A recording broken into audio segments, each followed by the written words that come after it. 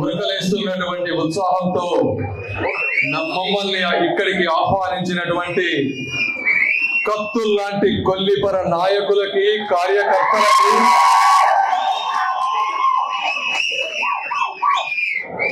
తెనాలి పట్టణానికి ఈ మధ్యకాలంలో అభివృద్ధి అనేది ఎలా ఉంటుందో మొదటిసారి రుచి చూపించిన అందగాళ్ళకే అందగాడైనటువంటి మా మనోహర్ గారికి,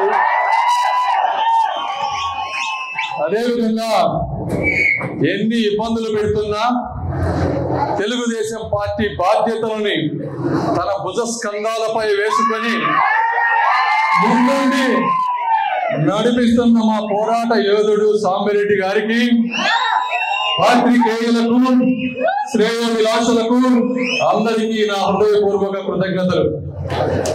ఒక్కసారి నేను కొన్ని చెప్పాలి మీకు. నేను అమెరికా వెళ్ళినప్పుడు అతి చిన్న స్థాయిలో ఒక సామాన్య డాక్టర్గా వెళ్ళాను. వెళ్ళిన తర్వాత 20 సంవత్సరాల పాటు విపరీతమైనటువంటి కష్టం చేసి ప్రపంచంలో అతి తక్కువ మందికి వచ్చేటువంటి సక్సెస్ ని నేను అందుకున్నాను ఈ రోజున. అయితే ఈ సక్సెస్ కి నాకు కారణమైన వ్యక్తులు 2 వర్గాల వారు. ఒకరు తెల్లవారు, 2 నల్లవారు. అంటే వైట్ అండ్ బ్లాక్ పీపుల్. వాళ్ళకి నా ముక్కు మొహం తెలియదు, అయినా నన్ను ఆదరించారు, నా కోసం కష్టపడ్డారు. ఈ రోజు నేను 30 రోజులుగా కంపెనీ బాధ్యతలు చూసుకోకపోయినా మా వ్యక్తులు అక్కడ 14-15 గంటలు నా కోసం కష్టపడుతూ ఉన్నారు. ఇవి ఎందుకు చెప్తున్నాను అంటే, ఈ కుళ్ళిపోయిన సమాజంలో కులాల కుంపట్లలో రగిలిపోతున్నటువంటి ఆంధ్రప్రదేశ్ ప్రజలకు కనువిప్పు కావాలని చెప్తా ఉన్నాను. మరి ఇక్కడికి వచ్చేటప్పుడు చూస్తున్నాను, కొంతమంది ఉత్సాహంగా నవ్వుతున్నారు.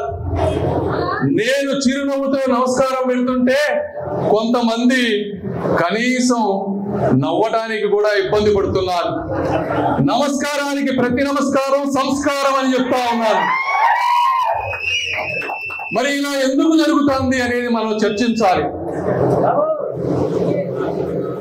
మీరు ఒక్కసారి చూసుకుంటే, ఎప్పటి నుంచో ఈ రాష్ట్రంలో ఒక కాంగ్రెస్ పార్టీలో కానీ, వైఎస్ రాజశేఖర రెడ్డి గారు ముఖ్యమంత్రిగా ఉన్నప్పుడు కానీ, అదేవిధంగా జగన్మోహన్ రెడ్డి గారు ముఖ్యమంత్రి కాకముందు కానీ, అన్ని సామాజిక వర్గాలు అన్ని గ్రామాలలో 2 పార్టీలకి కష్టపడి పనిచేసేవి. ఎందుకంటే ఇవి వారికి తగ్గటువంటి భావజాలానికి దగ్గరగా ఉన్నవి. మరి 2019లో దాదాపుగా 30% కమ్మవారు వైఎస్ జగన్మోహన్ రెడ్డి గారికి ఓటేసి గెలిపించారని మీ అందరికీ తెలియజేసుకుంటా ఉన్నాను. ఇందులో నా స్నేహితులు కూడా ఎంతో మంది కమ్మవారు అమెరికాలో ఉన్నారు. వారిలో కొందరు ఈ రోజుకి కూడా జగన్మోహన్ రెడ్డి గారిని అభిమానిస్తుంటారు. అయినా మేము కూడా వాళ్ళని ఫ్రెండ్స్ లాగా చూస్తాం, వాళ్ళతో కలిసి ఆడుకుంటాం, భోజనం చేస్తాం. ఎందుకంటే ఎవరి భావజాలం వారిది. ప్రతి ఒక్కరిని గౌరవించటం, వారి అభిప్రాయాలను గౌరవించడం అనేది మన సంస్కారం. మరి ఇక్కడ విపరీతమైన కులద్వేషాలు ఉన్నాయి. ఎందుకయ్యా అని అడుగుతా ఉన్నాను. ఈ రోజు షర్మిల గారు వాళ్ళ అబ్బాయి అమ్మాయి ఎవరు మరి ఈ రోజు పెళ్లి చేసుకుంది? అల్లు అర్జున్ గారు ఉన్నారు, ఆయన ఎవరిని పెళ్లి చేసుకున్నారు? చిరంజీవి కుమారుడు ఎవరిని పెళ్లి చేసుకున్నారు? ఎందుకయ్యా మీరు కులాల కుమ్మట్లలో రగిలిపోతారు? వాళ్ళంతా అంత ఆనందంగా అక్కడ ఉంటే అడుగుతున్నారు.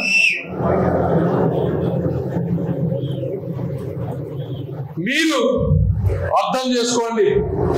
మేము ఇక్కడ 40 సంవత్సరాలలో తెలుగుదేశం పార్టీ అత్యధికమైనటువంటి రోజులు ఈ రాష్ట్రాన్ని పరిపాలించినప్పుడు ఎవరి మీద కక్షలు గాని, కుతంత్రాలు గాని, రాక్షసత్వం గాని ప్రదర్శించలేదు.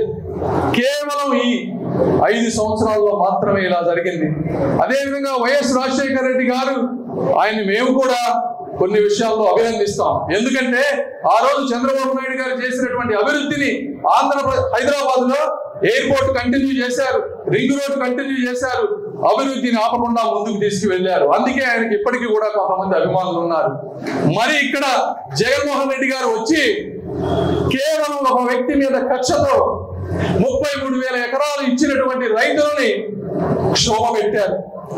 చంద్రబాబు నాయుడు గారు కొన్ని వందల సార్లు ఫోన్ కాల్ చేసి ఇంటికి వెళ్లి అద్భుతమైన 3 యూనివర్సిటీలు తీసుకొస్తే వాటిని ఇక్కడ ఉంచకూడదని కరెంటు కట్ చేసి రోడ్లు నాశనం చేసి ఒక దుర్మార్గంగా ప్రవర్తిస్తున్నారు. ఎవరి మీద తీర్చుకుంటున్నారు మీరు ఈ కక్ష అని అడుగుతా ఉన్నారు. ఆ యూనివర్సిటీలో 25,000 మంది పిల్లలు చదువుకుంటున్నారు, దాంట్లో అన్ని కులాల వాళ్ళు లేరా అని అడుగుతా ఉన్నాను నేను ఈ రోజున. ఇవి ప్రజలు అర్థం చేసుకోరా అని అడుగుతా ఉన్నాను. మరి ఈ రోజున ఎక్కడ చూసిన గంజాయి, ఇది ఎక్కడి నుంచి వస్తుంది? గుంటూరు ఈస్ట్ లో ఒక ఎమ్మెల్యే తయారు చేసి రాష్ట్రం అంతా పంపిస్తా ఉన్నాడు. మరి మీరు ఎవరు వాళ్ళని అడగరా అని అడుగుతా ఉన్నారు. అంటే మీ సమాజంలో ఉన్న పిల్లలు రేపు మత్తు మందు బారిన పడి మైకంలో ఏమి చేస్తున్నారో తెలియక ఎన్ని అఘాయిత్యాలు చేస్తే మరి ఆ రోజు మీరు ఎవరిని నిందిస్తారు అని అడుగుతా ఉన్నాను. మత్తు మందులకి కులాలు ఉండవు. ఇప్పుడు మళ్ళీ చూస్తా ఉన్నాం, ఇసుక ఒక కొండల మాదిరిగా చేశారు. కొన్ని వందల లారీలు పోతా ఉన్నాయి, రోడ్లు గుంతలు పడిపోతా ఉన్నాయి. ఈ విధంగా ఇసుక పోతే నాకేందని మీరు అనుకోవచ్చు. ఇసుక పోతే భూగర్భ జలాలు పోతాయి, వచ్చే వాటర్ ఫిల్టర్ అవ్వదు, సాల్ట్ వాటర్ అవుతుంది. ఈ రోడ్లు గుంతలు పడతా ఉంటే మరి చూడండి, ఎక్కడ నీళ్లు రావు. ఎన్ని బోర్లు వేసినా ఉపయోగం. ఒక పేద రైతు 1 లక్ష రూపాయలు పెట్టి బోరు వేసుకుంటే ఆ బోరు ఎండిపోతే అతని జీవితమే పైన తల్లకిందులు అవుతుంది. మరి రోడ్లు గుంతలుగా ఉన్నాయి. ఎవరన్నా రాత్రిపూట గుంతల్లో పడి బైక్ మీద వచ్చి తల పగిలి చచ్చిపోతే ఆ రోజు మీరు కులం గురించి మాట్లాడతారా అని అడుగుతా ఉన్నాను. మీరు ఇవి ఎందుకు ప్రశ్నించరు అని అడుగుతా ఉన్నాను. ఇంతటి అరాచకం జరుగుతూ ఉన్నా కూడా మేము తెలుగుదేశం పార్టీ నుంచి ఒకటే చెప్తా ఉన్నాం, మేము కక్ష సాధింపులకు వెళ్ళాం. అయితే ఇది మాత్రం గుర్తు పెట్టుకోవాలి, ఎదుటివాడు వచ్చి నన్ను కొడతా ఉంటే ఇంకా మేము గాంధీగిరి చూసేటువంటి పరిస్థితి లేదు అని చెప్తాం. మమ్మల్ని అవమానించేటువంటి బడుగు బలహీన వర్గాల ప్రజలను గాని, మాకు అండగా ఉండేటువంటి కార్యకర్తలను గాని ఎవరన్నా ముట్టుకుంటే ఊరుకోమని ఈ సభాముఖంగా మీకు చెప్తా ఉన్నాం. వాళ్ళ కోసం ఎంత ముందుకైనా నేను వెళ్తానని, నాకు పర్సనల్ గా ఎంత నష్టపడినా కూడా వెనకడుగు వేయని ఒకరే గుర్తు పెట్టుకోండి. నేను ఇక్కడ ఉండేది 5 సంవత్సరాలు కాదు, 30 ఏళ్ళు ఉండబోతున్నాను.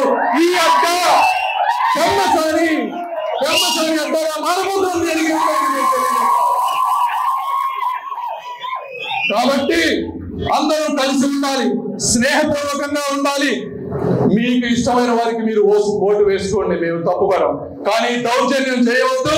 మీ దౌర్జన్యాలకు ఇక్కడ భయపడే పనికి మాలడు ఎవరు లేడు అని కూడా చెప్తా ఉన్నారు.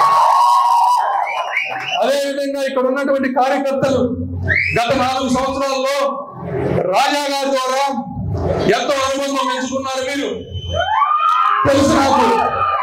నేను కూడా నా సహశక్తుల చంద్రబాబు గారితో కృషి చేశాను, ఆయనకి ఎక్కడో చోట టికెట్ తీసుకోవాలని. అయితే దురదృష్టవశాత్తు ఈ రోజు ఆయనకి రాలేదని తెలిసింది. అయితే మేము చంద్రబాబు నాయుడు గారితో మాట్లాడతాం. ఆయన చాలా కష్టపడ్డారు, చాలా ఖర్చు పెట్టారు. కాబట్టి ఆయనకి తప్పకుండా న్యాయం చేసే విధంగా నా వంతుగా నేను పోరాడతానని మీ అందరికీ తెలియజేసుకుంటా ఉన్నాను. మరి మీకు ఏ ఇబ్బంది వచ్చినా మనోహర్ గారు, ఇది జనసేన తెలుగుదేశం పార్టీ 2 పార్టీలైనా కూడా గెలిచిన తర్వాత ఇద్దరికి కుటుంబ సభ్యులు అందరూ మీరు గుర్తు చేసుకోవాలి. వారు అదే విధంగా మిమ్మల్ని ఆదుకుంటారని, నేను కూడా జనసేన కార్యకర్తలు నా కుటుంబ సభ్యులుగా చూసుకుంటానని మీ అందరికీ తెలియజేసుకుంటూ, మీరు చేసినటువంటి కృషిని కృతజ్ఞత రూపంలో ఎల్లప్పుడూ గుర్తుపెట్టుకుంటామని తెలియజేసుకుంటూ, నాకు ఈ అవకాశం ఇచ్చినట్టు మీ అందరికీ మనస్ఫూర్తిగా కృతజ్ఞతలు తెలుపుకుంటూ సెలవు తీసుకుంటున్నాను.